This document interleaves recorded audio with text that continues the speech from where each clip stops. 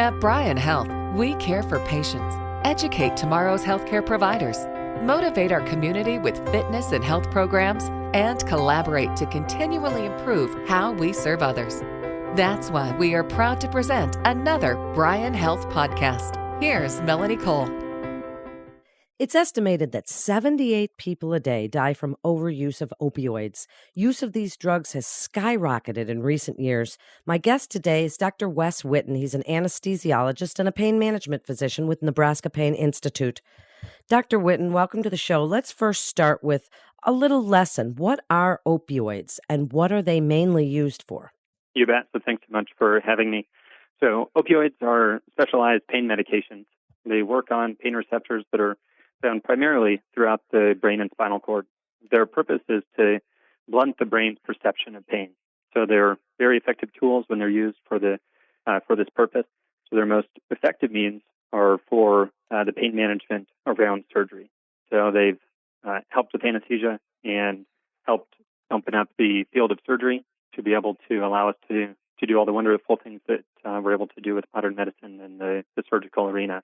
But they have kind of become a problem in the recent history, kind of right around the year 2000 was when there was a big emphasis placed on pain management, specifically around hospital stays and perioperatively. And one of the initiatives was making pain the fifth vital sign. And so with that, there was a big push to increase pain control. And with that came the increased use and sometimes misuse of opioids. Why are they so addictive? Opioids are addictive because of the way that they work on the brain. They bind to a few different receptors in the brain, and one of those receptors releases feel-good hormones like dopamine. And with that, it releases dopamine as well as other endorphins that give your brain a sense of pleasure and satisfaction. After being on opioids for an extended period of time, the brain becomes used to that extra stimulus and the extra endorphins that are released, and your body gradually stops producing those itself. Therefore, when you stop the medication, you get less of the dopamine and those feel-good hormones, and your brain and your body go out seeking more of those.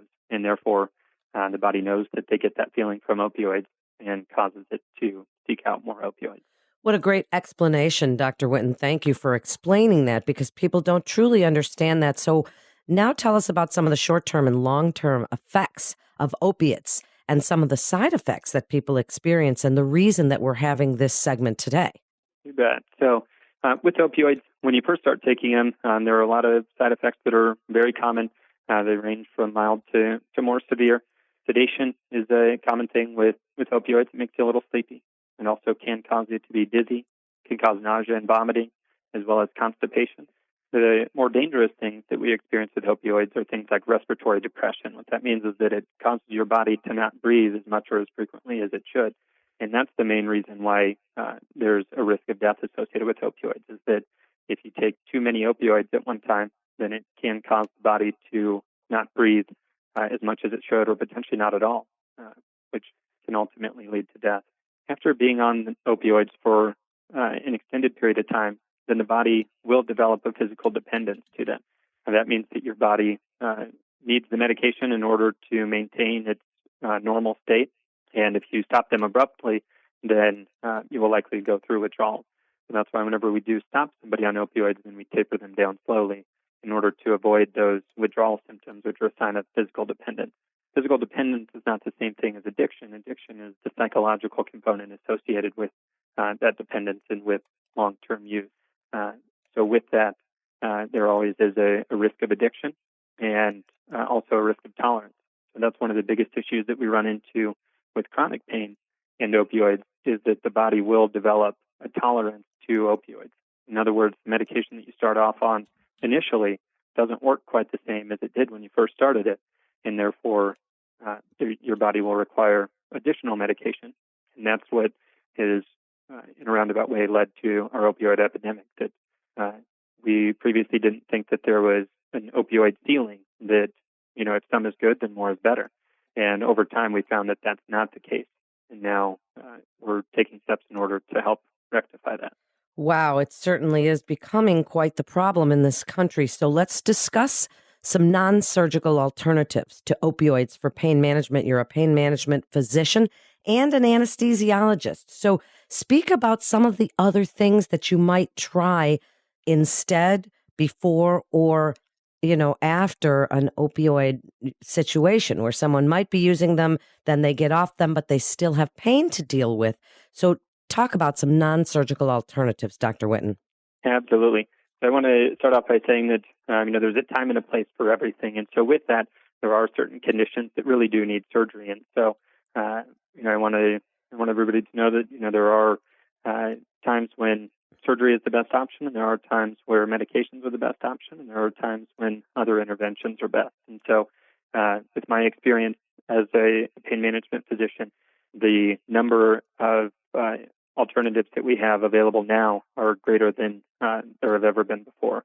That we have newer medications that are safer, that are non-addictive, that are able to help manage pain in lieu of opioids, and we can discuss those a little bit later. But with that, the mainstay of my treatments involve interventions, and so the interventions that pain management is able to offer are things like nerve blocks, where we can inject numbing medicine right at the nerves that are causing the pain, numb them up, and see how that helps their pain. That's one avenue to get pain relief. If the pain relief doesn't last long enough, there are things like radiofrequency ablation, which is a specialized procedure that's done with a special needle, and we essentially zap the nerve that's bothering you, and that can give you several years' worth of pain relief. There also are steroid injections that can help with joint pain or with different spine pain, and so those are very simple procedures where we numb up the skin and insert the needle close to the area that's bothering the patient and administer the steroid medication to help decrease the inflammation and therefore improve their pain. Historically speaking, taking oral steroids, in other words, pills by mouth that are steroids, have been able to help with pain. But with that, you require a larger dose of steroid, and it also goes throughout your whole body. With these procedures, we're able to deposit a more concentrated, smaller dose directly at the area that's bothering the patient. Therefore, we minimize the side effects associated with it and maximize the pain relief.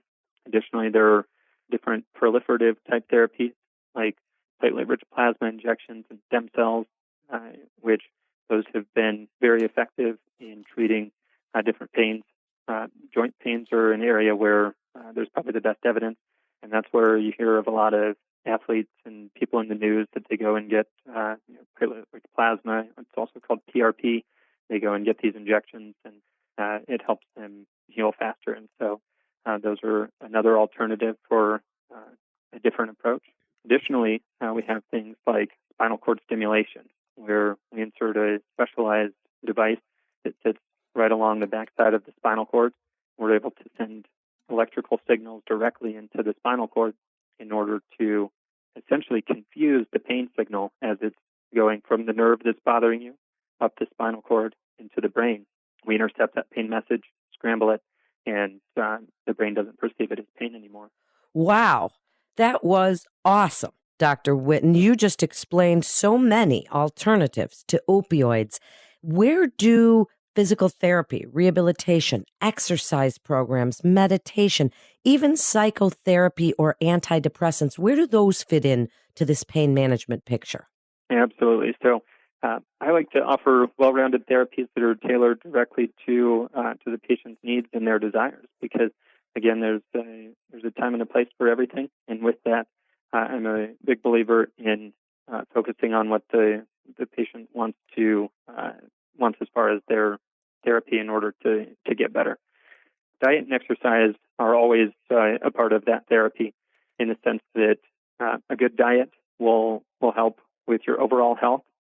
It also, by avoiding sugar creates a pro-inflammatory state that with increased inflammation, you get increased pain, and therefore limiting sugar and having a good diet can help there.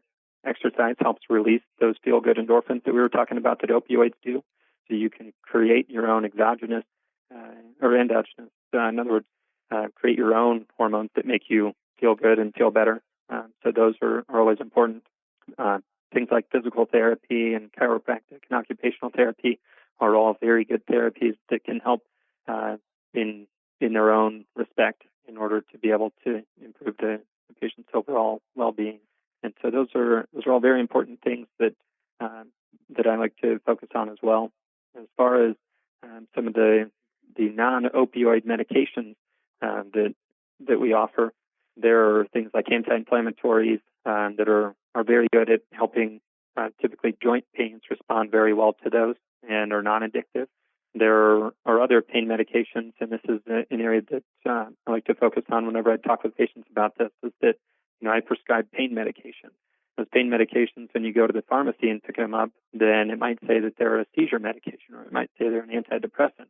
Those are kind of overarching categories that, some of these medications are seizure medications. Some of them are antidepressants, but more importantly, in my arena, they are pain medications that help with the patient's pain. What happens with a lot of neuropathic type pain is that the nerves themselves are causing the pain, and the medications that we give to fix that slow down the conduction of the electrical signals in the nerve. And by slowing that down, then it slows down the pain signal and therefore reduces their pain. Well, that same medication may also help someone with a seizure disorder as it slows those seizure signals that are being sent and therefore helps their seizures. And so, one thing that I've heard a lot of times is people say, hey, I don't have seizures. I don't need a seizure medicine. I don't want them to cause seizures. Same thing with antidepressants. They say, I'm not depressed. I don't need an antidepressant. But I think it's really important to focus on the fact that these are pain medications that are good, non-addictive medications in order to be able to help treat their pain, regardless of the overarching category that they fall under. Dr. Whitten, it's such a great segment with such great explanations of all of the options out there. What's your best advice? Wrap it up for us with a summary of your best advice to people that are either on opioids and looking for alternatives to pain management, or just looking for some help for their pain. You bet. So, in general, everybody experiences pain, and typically pain will get better with time and conservative therapy.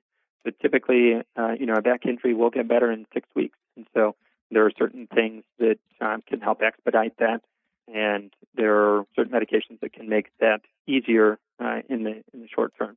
However, if you have severe pain, or if you have pain that's lasted longer than 3 months, you really should seek out your doctor, talk to them about it, and see what it is that they can do to help. And again, if these pains are severe or long-lasting, then talk to your doctor about getting in to see a pain specialist in order to be able to see what they have to offer. So pain specialists focus on this all day, every day. This is what I treat every patient that walks in the door. I'm looking at helping their pain, and more importantly, improving their function and improving their quality of life.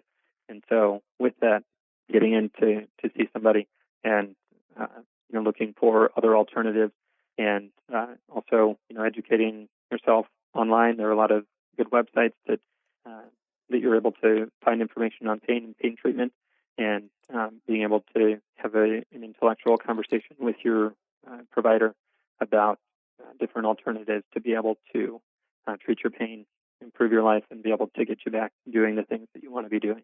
Great information. Thank you so much, Dr. Whitten, for joining us today. It's even more urgent that people hear about alternatives to opioids for pain management, and you've explained everything so clearly. Thank you again, and a special thank you to our podcast partner, Inpatient Physician Associates. If you'd like more information about healthy living, go to bryanhealth.org. That's bryanhealth.org. This is Bryan Health Podcast. I'm Melanie Cole. Thanks so much for tuning in.